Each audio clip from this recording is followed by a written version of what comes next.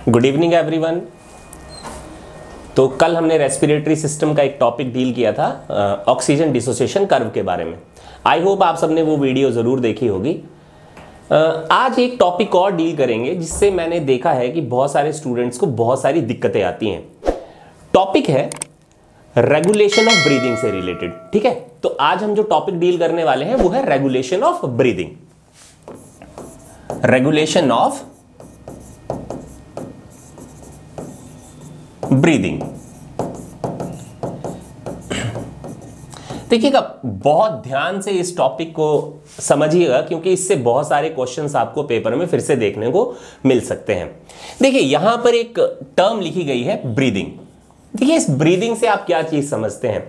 इससे एक चीज समझ आती है, हम एयर को इनहेल एंड एक्सहेल कर रहे हैं।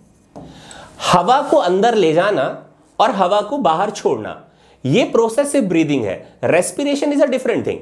क्यों? क्योंकि रेस्पिरेशन में जब हवा अंदर की ओर को जाएगी तो हम बात करते हैं कि ऑक्सीजन अंदर की ओर को गई है, और जब ऑक्सीजन अंदर जाती है तो मैंने कल भी एक चीज बताई थी कि उस ऑक्सीजन को बेसिकली अल्टीमेटली हमारे सेल के अंदर एंटर करना है ताकि फूड को ब्रेक डाउन किया जा सके।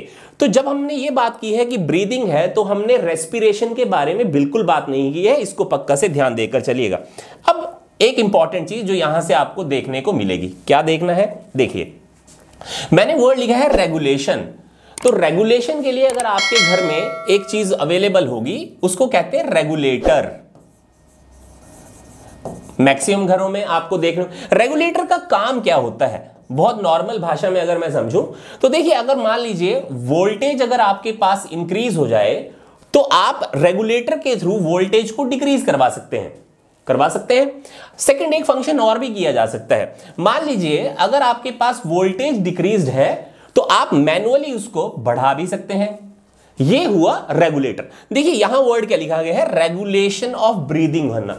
ठीक है, तो रेगुलेशन ऑफ ब्रीदिंग का मतलब क्या? मान लीजिए किसी का ब्रीदिंग रेट बढ़ जाए तो कोई ऐसा मैकेनिज्म प्रोड्यूस हो जाए कि उसका ब्रीदिंग रेट कम हो जाए। उसके वाइस वर्सा, मान लीजिए किसी का ब्रीदिंग रेट आपके पास कम है तो कोई ऐसा मैकेनिज्म प्रोड्यूस हो जाए कि उसका ब्रीदिंग रेट बढ़ जाए। ये दोनों प्रोसेसेस आपके पास में हो सकती हैं और उसी के हिसाब से हम रेगुलेशन ऑफ ब्रीदिंग को भी देखेंगे कि वो किस तरह से होगी। तो देखिए, पहला एक इंपॉर्टेंट पार्ट जो रेगुलेशन ऑफ ब्रीदिंग में रोल प्ले करता है वो आपकी हाइंड ब्रेन में पड़ा है। कहां पड़ा है? हाइंड ब्रेन में। अब हाइंड ब्रेन में क्या चीज पड़ी हुई है ऐसी? उसको कहते हैं मेडुला ऑब्लोंगेटा। देखिए, इस मेडुला ऑब्लोंगेटा का क्या रोल है? देखिए, इस मेडुला ऑब्लोंगेटा का रोल है rate and rhythm of breathing को कंट्रोल करिए। अब कई बुक्स में ब्रीदिंग की जगह पर यहां वर्ड रेस्पिरेशन भी लिखा होगा, तो आपने कंफ्यूज नहीं करना है बिल्कुल भी। अब इसको कैसे समझें? देखिए, मैंने एक वर्ड लिखा है रेट और सेकंड वर्ड लिखा है रिदम। अब इस दोनों में कुछ ना कुछ तो अंतर होगा। अंतर क्या है, जरा ध्यान दीजिए। रेट ऑफ ब्रीदिंग क्या है? एक मिनट में मैंने कितनी बार इनहेल और एक्सहेल किया। तो इसको अगर नॉर्मली हम एवरी पर्सन में देखें तो हार्ट रेट को अगर हम 4 से डिवाइड कर दें तो वो उस पर्सन का आपको रेस्पिरेटरी रेट या ब्रीदिंग रेट मिल जाएगी। अब ये आपके पास जो नॉर्मली बताई गई वो बोली गई 14 to 16 टाइम्स पर मिनट होती है। ठीक है, पर क्या हम सच में 14 to 16 टाइम्स एवरी पर मिनट आपके पास में क्या इनहेल और एक्सहेल करते होंगे? शायद पॉसिबल ही नहीं। लेकिन अगर कर रहे हैं तो इसका मतलब यह है कि मेडुला ऑब्लोंगेटा उस पर्टिकुलर ब्रीदिंग रेट को कंट्रोल करने की पूरी काबिलियत रखता है। अब दूसरी चीज यहां पर देखिएगा, मैंने एक रेंज लिखी है कि 14 to 16 में से कोई भी रेंज हो सकती है। अब देखिए, यहां एक सेकंड वर्ड था, दैट इज अ रिदम। अब रिदम से आप क्या समझते हैं, जरा उसको ध्यान देंगे। देखिए, रिदम क्या हुआ? रिदम को अगर मैं नॉर्मल भाषा के अंदर अगर कहूं तो उसका मतलब होता है एक स्ट्रक्चर्ड पैटर्न। देखिए, स्ट्रक्चर्ड पैटर्न क्या है? मान लीजिए कोई पर्सन एक मिनट में 16 टाइम्स आपके पास में इनहेल और एक्सहेल करता है, तो अगले अगर आपके पास एक मिनट में वो 16 टाइम्स ही करे तो ये एक पैटर्न है। अगले 1 मिनट में वो 16 टाइम्स ही इनहेल और एक्सहेल कर, ये पैटर्न हो गया। अब एक पैटर्न ये भी तो हो सकता है, मान लीजिए ये एक पैटर्न था तो दूसरा पैटर्न ये भी तो हो सकता है 16 बार किया 1 मिनट में, अगली बार वो 15 करता है, फिर 16 करता है, फिर 15 करता है, फिर 16। ये भी एक पैटर्न है और ये स्ट्रक्चर्ड पैटर्न है, देखिए कहीं ब्रेक नहीं हुआ। मान लेते एक थर्ड पैटर्न भी हो सकता है, वो आपके पास ये भी हो सकता है 16 16 15 16 और 16, ये भी एक स्ट्रक्चर टाइप का पैटर्न हुआ। मान लेते एक पैटर्न और भी हो सकता है 16 14 15 16 14 15। अब देखिए अगर इससे आप क्या समझ रहे हैं, देखिए जब मैंने एक वर्ड रिदम यूज किया था तो रिदम में हमेशा क्या होती है, एवरीथिंग इज सिंक्रोनाइज्ड, सिंक्रोनाइजेशन में अब हर काम हो रहा है। आप इस किसी भी पैटर्न को अगर आप देखेंगे तो यहां पर सिंक्रोनाइजेशन आपको एवरी पर मिनट के हिसाब से नजर आ रही है। जैसे यहां पर मैंने कहा था कि 1 मिनट में किसी व्यक्ति ने 16 बार इनहेल और एक्सेल किया, यहां 15 टाइम्स हो गया, फिर अगले मिनट में 16 हो गया। तो ऑल्टरनेटिवली अगर आपके पास में देखिएगा पैटर्न फॉलो हो रहा है, ठीक है। यहां पर देखिए 16 16, उसके बाद 15, फिर 16 16 हुआ, तो पैटर्न आपके पास में फॉलो होता रहा। अब देखिए अगर ये पैटर्न अगर आपके पास फॉलो हो रहे हैं तो इसको क्या मतलब समझिएगा, इसका मतलब ये हुआ कि मेडुला ऑब्लोंगेटा पूरी तरह से रेट और रिदम को कंट्रोल कर रही है। लेकिन क्या वो सच में हमेशा होगा? मान लीजिए किसी पर्सन का अभी आपके पास 16 टाइम्स पर मिनट उसने इनहेल और एक्सहेल किया था और अगले ही मिनट उसने आपके पास 20 टाइम इनहेल और एक्सहेल किया, उसके अगले मिनट आपके पास 25 टाइम्स आपके पास इनहेल और एक्सहेल किया, उसके अगले मिनट सडनली 15 हो गया। तो देखिए क्या ये कोई स्ट्रक्चर्ड पैटर्न है? नहीं। अगर ये स्ट्रक्चर्ड पैटर्न रही है तो क्यों नहीं है? उसका कारण ये है कि बीच में जो आपके पास रेट है वो चेंज हो गया ब्रीदिंग का, तो ये प्रॉब्लमैटिक थिंग है।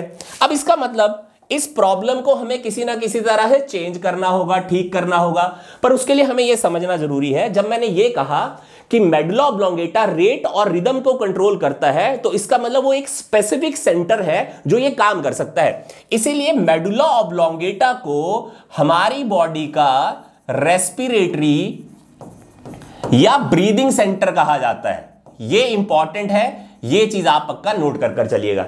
क्लियर? किस लिए कहा वो मैंने अभी आपको बताया, रेट और रिदम को कंट्रोल करता है।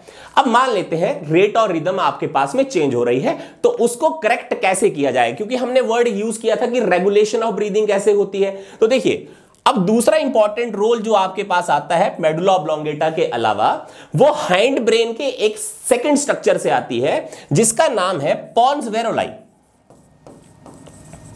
ठीक है, पॉन्स वेरोलाई। अब पॉन्स वेरोलाई की क्या खासियत है? इस पॉन्स वेरोलाई के अंदर आपके पास 2 सेंटर नजर आते हैं। एक का नाम है एपन्यूस्टिक सेंटर और दूसरे का नाम है न्यूमोटैक्सिक सेंटर। क्लियर है जी? ये 2 सेंटर्स आपके पास है। देखिए तो बुक्स में क्या लिखा गया, ये जो न्यूमोटैक्सिक सेंटर होता है यही मेन रोल प्ले करता है और एपन्यूस्टिक सेंटर इसको सिर्फ हेल्प करता है। मीन बाय आज तक ये मालूम नहीं है कि एक्चुअली जो एपन्यूस्टिक सेंटर है उसका क्या रोल है, लेकिन जिसका रोल मालूम है हम उसके बारे में बात करेंगे। तो एपन्यूस्टिक सेंटर का रोल अगर हमें नहीं भी मालूम है तो न्यूमोटैक्सिक सेंटर का रोल क्या है वो हमें पूरी तरह से एक तरह से पता है। अब वो काम क्या करता है? इसका रोल है, याद करके चलिएगा, डेप्थ ऑफ इंस्पिरेशन को कंट्रोल करना। अब इसको कैसे समझेंगे जरा उसको ध्यान देना। देखिए वर्ड लिखा है डेप्थ ऑफ इंस्पिरेशन। अब इंस्पिरेशन का मतलब क्या हुआ? हमने जो हवा अंदर की ओर को लेकर जानी है, क्या वो ज्यादा समय लेगी हमारी बॉडी में अंदर जाने के लिए या वो कम समय लेगी हमारी बॉडी में जाने के लिए? जितना ज्यादा टाइम पीरियड होगा उतनी ज्यादा आपके पास डेप्थ ऑफ इंस्पिरेशन होगी। जितना कम समय लगेगा आपके पास हवा को बॉडी के इनसाइड में जाने के लिए तो डेप्थ ऑफ इंस्पिरेशन उतनी ही कम होगी। ये चीज आपके पास पक्का से ध्यान देकर चलनी है, ये इंपॉर्टेंट है और इसीलिए मैंने आपको ये चीज बताई। अब देखिए कैसे इसको समझेंगे उसको भी इंपॉर्टेंटली हम नोट करेंगे। देखिए मान लेते हैं किसी पर्सन का जो रेस्पिरेटरी रेट या ब्रीदिंग रेट अभी आपको नजर आ रही है वो 25 टाइम्स पर मिनट है। इसका मतलब नॉर्मल रेट से तो ब्रीदिंग रेट आपके पास ज्यादा हो गई। अब बॉडी को क्या करना चाहिए? बॉडी का काम यह है कि इस पर्टिकुलर रेट को वो कम करे और आपके पास 14 to 16 टाइम्स पर मिनट के अकॉर्डिंगली लेकर आए। ऐसा होना चाहिए, लेकिन यह काम कैसे होगा? तो इन बिटवीन आपके पास में इस काम को कराने का जो मेन पर्पस है वो कौन करवा रहा है? Pneumotaxic centre. क्योंकि न्यूमोटैक्सिक सेंटर को नेचर ने क्या काम दे रखा है? डेप्थ ऑफ इंस्पायरेशन को कंट्रोल करिए। अब देखो कैसे, मान लीजिए कोई व्यक्ति अगर 25 टाइम्स 1 मिनट में इनहेल और एक्सहेल कर रहा है, तो नेचर को कोशिश यह करनी चाहिए कि उसकी इनहेलेशन और एक्सहेलेशन का टाइम पीरियड वो बढ़ा दे। जब टाइम पीरियड बढ़ जाएगा तो रेट क्या कर जाएगी, डिक्रीज कर जाएगी। जैसे नॉर्मल मैं आपको एक इंस्टांस बताता हूं, मान लीजिए आप सडनली जब दौड़ लगाते हैं तो आपको इनहेल और एक्सहेल बहुत ज्यादा आपके पास करना पड़ता है, तो 1 मिनट में रेस्पिरेटरी रेट क्या कर जाती है, बढ़ जाती है। तो उसी समय जो आपके इंस्ट्रक्टर होंगे उन्होंने हमेशा आपको एक चीज बोली होगी कि जब आप रुकेंगे तो लंबी लंबी सांसें खींचिए और लंबी लंबी सांसें छोड़िए। उससे होता क्या है, आपकी जो डेप्थ ऑफ इंस्पिरेशन है वो आपने बढ़ाई है। जब डेप्थ ऑफ इंस्पिरेशन अगर आपकी बढ़ जाएगी तो जो आपका समय लगेगा आपकी बॉडी में एयर का जाने का वो आपने बढ़ा दिया, जिसकी वजह से आपके पास रेस्पिरेटरी रेट जो है वो डिक्रीज हो जाएगी और वो नॉर्मल लेवल पर आने की ट्राई करेगा। अब मान लीजिए नॉर्मल लेवल पर आ जाता है तो उसी समय आपके पास, मैंने अभी थोड़ी देर पहले कहा था कि मेडुला ऑब्लोंगेटा को इस रेट को मेंटेन करने के लिए आपके पास नेचर ने रोल दे रखा। जैसे ही यहां से यहां पहुंचे, मेडुला ऑब्लोंगेटा ने ये सारी चीज टेक ओवर कर लेनी है और इस रेट को मेंटेन करने में बॉडी की कोशिश करनी है। ये इंपॉर्टेंट है, ये आपने ध्यान रखना है। इसलिए न्यूमोटैक्सिक सेंटर जो है वो डेप्थ ऑफ इंस्पिरेशन कंट्रोल किया और आपके पास जैसे ही आपके पास ये पर्टिकुलर रेट जो है वो नॉर्मल आया, उसी समय मेडुला ऑब्लोंगेटा ने टेक ओवर कर लिया। जो भी मेडुला ऑब्लोंगेटा का रोल था वो आपके पास पूरी तरह से स्पेसिफिकली अब आपको नजर आएगा। ये हो गया सेकंड नंबर की आपके पास रेगुलेशन ऑफ ब्रीदिंग। अब तीसरा काम अगर आपके पास करवाना हो तो वो कैसे हुआ, इसको आप देखिए। तो थर्ड नंबर का रोल आता है, उसके लिए मैं एक स्पेसिफिक टर्म आपको दूंगा, वो आपने याद रखनी। उसको बोलते हैं हैरिंग ब्रूअर रिफ्लेक्स। नाम है हैरिंग ब्रूअर रिफ्लेक्स। देखिएगा, हैरिंग ब्रूअर जो थे ये आपके पास साइंटिस्ट थे और उन्होंने इस चीज की डिस्कवरी की थी कि आउट ऑफ सडन एक एक्शन होता है जिसकी वजह से रेगुलेशन ऑफ ब्रीदिंग में आपको आसानी होती है। वो कैसे हुआ, देखिएगा, ये आपके पास में लंग है, मान के चल रहे हैं, उस लंग के अंदर आपके पास में ब्रोंकाई आपके पास एंटर होते हैं, ठीक है। अब आपके पास जब ब्रोंकाई एंटर होते हैं तो उसके बाद ब्रोंक्यूल्स बनते हैं, प्राइमरी हो गए, सेकेंडरी हो गए, टर्शरी हो गए। अभी मैं उसके अंदर नहीं जाऊंगा, लेकिन आप समझने की ट्राई करिएगा। देखिए हुआ क्या, हमारे जो ब्रोंकाई और ब्रोंक्यूल्स हैं उनके इनसाइड में आपके पास में, जैसे मान लेते हैं ये एक ब्रोंकाई या ब्रोंक्यूल है, उसके इनसाइड में आपके पास कुछ इस तरह के रिसेप्टर लगे हुए हैं कि जब आपके पास हवा का प्रेशर इस पर्टिकुलर ब्रोंकाई या ब्रोंक्यूल के अंदर आपके पास ज्यादा हो जाएगा तो ये स्ट्रेच रिसेप्टर आपके पास एक्टिवेट होंगे। अब ध्यान दीजिए क्या हुआ, जब आपने इनहेल किया, ट्राई करिएगा, जब आप इनहेल करते हैं, जब आप हवा अंदर की ओर को खींचकर लेकर जाएंगे तो आपके पास जो अमाउंट ऑफ एयर होगी वो आपके लंग में ज्यादा हो जाएगी। जब लंग में ज्यादा हो रही है तो क्यों ज्यादा हो रही है, क्योंकि ब्रोंकाई और ब्रोंक्यूल्स क्या कर रहे हैं, अपने पर्टिकुलर डाया को बढ़ाने की कोशिश कर रहे हैं ताकि आपके पास इस पर्टिकुलर लंग का आपके पास वॉल्यूम इंक्रीज करवाया जा सके।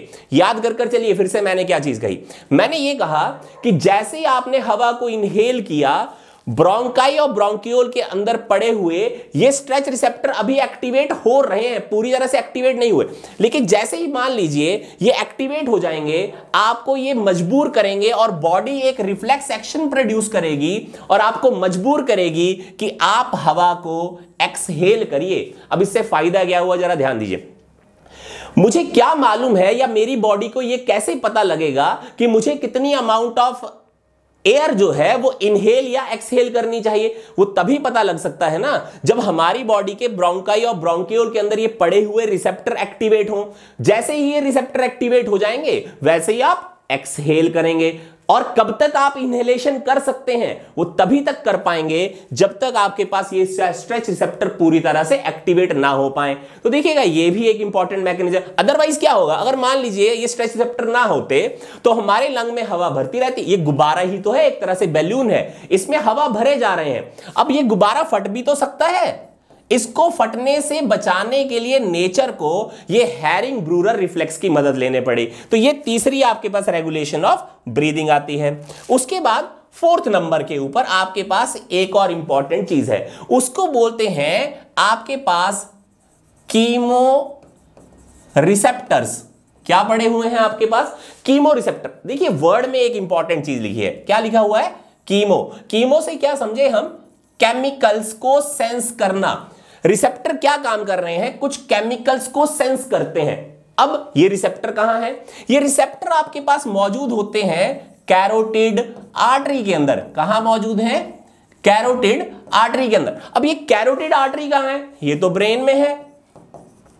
कहां पड़ी हुई है? ब्रेन में।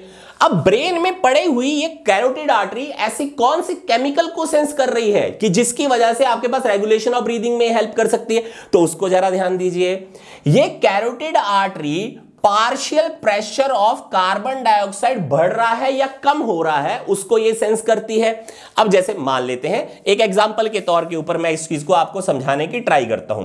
मान लेते हैं कि आपके ब्लड के अंदर partial pressure of carbon dioxide increase हो गया। अब ब्लड तो हर जगह मूव कर कर जा रहा है, तो क्या वो ब्रेन में नहीं गया? ब्रेन में भी गया। और उस ब्लड के अंदर किस चीज की मात्रा ज्यादा है? वो आपके कार्बन डाइऑक्साइड की मात्रा ज्यादा है। जब कार्बन डाइऑक्साइड की मात्रा ज्यादा है तो इसको सेंस कौन कर रहा है? Carotid artery. अब देखो इससे क्या होगा। देखिए मैंने जब आपके पास पिछला लेक्चर दिया था तब भी मैंने इसके बारे में डिस्कशन की थी। मैंने कहा था जब जब कार्बन डाइऑक्साइड की मात्रा बढ़ती है वो आपके पास कार्बन डाइऑक्साइड वाटर के मॉलिक्यूल के साथ कंबाइन करती है और कार्बोनिक एसिड आपके पास तैयार होता है, which will break down into H positive ion and a bicarbonate ion. अब इससे क्या हुआ? जब जब कार्बन डाइऑक्साइड का कंटेंट बढ़ा, H पॉजिटिव आयन की कंटेंट बढ़ गया। H पॉजिटिव आयन क्या बताता है? एसिडिटी ना। तो यहां पर एक इंपॉर्टेंट चीज हुई जिसको आपको ध्यान देना है। क्या ध्यान देना है? ब्लड की एसिडिटी इंक्रीज हुई, जबकि ब्लड का पीएच कितना होना चाहिए नॉर्मली? 7.3 से लेकर 7.4 के बीच में, ये वेरी नहीं करना चाहिए। पर क्या H पॉजिटिव आयन जब बढ़ेगा तो उस समय आपके पास पीएच फ्लक्चुएशन नहीं आएगी, तो पीएच किस ओर की ओर को जाएगा? एसिडिक होने की ओर को। और इसकी वजह से जब एसिडिटी अगर आपके पास प्रोड्यूस होगी तो आपके ब्लड फ्लो में स्टेगनेंसी आ जाएगी। वो आपके पास रुक रुक कर ब्लड चलेगा। क्यों? क्योंकि प्रोटीन जो आपके पास ब्लड में मौजूद है वो आपके पास प्रेसिपिटेट या कोगुलेट होना शुरू हो जाएगी। ये एक बुरा प्रभाव है। इसीलिए इस बुरे प्रभाव से बचाने के लिए नेचर ने क्या काम किया? इस कार्बन डाइऑक्साइड का कंटेंट जो है इस कैरोटिड आर्टरी को बोला कि तुम सेंस करोगी, और अगर जरूरत से ज्यादा हो जाएगा तो उसी समय आपकी बॉडी एक काम करवाएगी। क्या काम करवाएगी? आपका जो न्यूमोटैक्सिक सेंटर था, उस न्यूमोटैक्सिक सेंटर को आपके पास बोलेगी कि भैया ऐसा करवाइए कि आपके पास इस पर्सन को मजबूर करवाइए कि ऑक्सीजन का कंटेंट वो ज्यादा इनहेल करे। देखिए ऑक्सीजन जब आप ज्यादा इनहेल करेंगे तो उससे क्या फायदा होगा? ब्लड के अंदर जो कार्बन डाइऑक्साइड का कंटेंट बढ़ गया हुआ है वो आपके पास डिक्रीज होना शुरू हो जाएगा। अब देखिए मैंने कहा था ना रेगुलेशन ऑफ, रेगुलेशन का मतलब क्या हुआ? रेगुलेशन का मतलब मैंने कहा था जब चीज ज्यादा हो जाए तो कम करवा दीजिए और जब कम हो जाए तो ज्यादा करवा दीजिए। अब देखो बहुत सिंपल सी चीज है, कार्बन डाइऑक्साइड का कंटेंट बढ़ा तो आपके पास नेचर ने न्यूमोटैक्सिक सेंटर को क्या बोला कि इस पर्सन को क्या चीज मजबूर करवानी है कि आप जो टाइम पीरियड है इनहेल करने का उसको बढ़ाइए, क्योंकि जब वो इनहेलेशन को बढ़ाएगा तो बॉडी के इनसाइड में क्या चीज जाएगी? ऑक्सीजन। और इसी ऑक्सीजन को जब आपके पास एक्सचेंज करवाया जाएगा एल्वुलाई के इनसाइड में तो किससे करवाया जाएगा? कार्बन डाइऑक्साइड से ही तो करवाते हैं। तो इसका मतलब क्या हुआ? आप कार्बन डाइऑक्साइड को अब बॉडी से ज्यादा एक्सहेल करना शुरू कर देंगे और आप बॉडी के इनसाइड में क्या चीज ले जाना ज्यादा शुरू करेंगे? ऑक्सीजन। हुआ ना रेगुलेशन ऑफ ब्रीदिंग। देखिए ये भी इंपॉर्टेंट चीज है। अब लास्ट पार्ट पढ़ेंगे जो इंपॉर्टेंट और है। देखिए 5th नंबर के ऊपर एक चीज और आती है, उसको कहते हैं सरफेक्टेंट्स। नाम क्या है? सरफेक्टेंट्स। देखिए हमारे जो लंग्स होते हैं उसके अंदर आपके पास एल्वियोलाई होती है। क्या चीज है जी? एल्वियोलाई है। इस एल्वियोलाई में एक स्पेसिफिक टाइप के सेल हैं जिनका नाम है टाइप 1 एल्वियोलर सेल और एक का नाम है टाइप 2 एल्वियोलर सेल। देखिए इन दोनों का एक अपना अपना रोल होता है। अब वो रोल कैसे पता लगा? टाइप 1 जो आपके पास एल्वियोलर सेल्स होते हैं ये पर्टिकुलरली आपके पास सरफेक्टेंट प्रोड्यूस करते हैं। ठीक है। टाइप 2 के बारे में मैं अभी डिस्कशन नहीं करूंगा, किसी और चैप्टर में इसके बारे में बात करेंगे। तो टाइप 1 ने सरफेक्टेंट प्रोड्यूस करना है। उस सरफेक्टेंट का नाम है फॉस्फोटिडाइल कॉलिन। कई बुक्स के अंदर और भी आपके पास सरफेक्टेंट के बारे में लिखा होगा, जैसे आपके पास लेसिथिन आती है, इसका भी एक अपना रोल है, लेकिन इसके बारे में डिस्कस नहीं करेंगे। मेन आपके पास फॉस्फेटिडाइल कोलिन ही है जिसका यहां पर रोल आता है। देखिए इसका रोल क्या है। देखो मैंने कहा था कि एक ब्रोंकाई है, उसके बाद आपके पास ब्रोंक्यूल्स आ जाते हैं और इस ब्रोंक्यूल के साथ आपके पास एल्वियोलाई लगे हुए हैं। ठीक है, हवा यहां से एंटर की और एंटर करते हुए इस पर्टिकुलर एल्वियोलाई में गई, तो क्या एल्वियोलाई का डायामीटर नहीं बढ़ेगा? बढ़ेगा।